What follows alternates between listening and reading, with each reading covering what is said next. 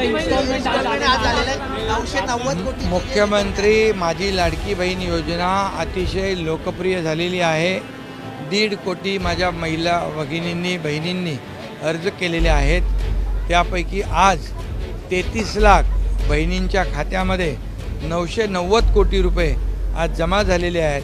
आम्ही trial run सुरू केला आणि ट्रायल रनमध्ये फक्त 1 रुपया न टाकता पूर्णपणे रक्कम त्याच्यामध्ये टाकली.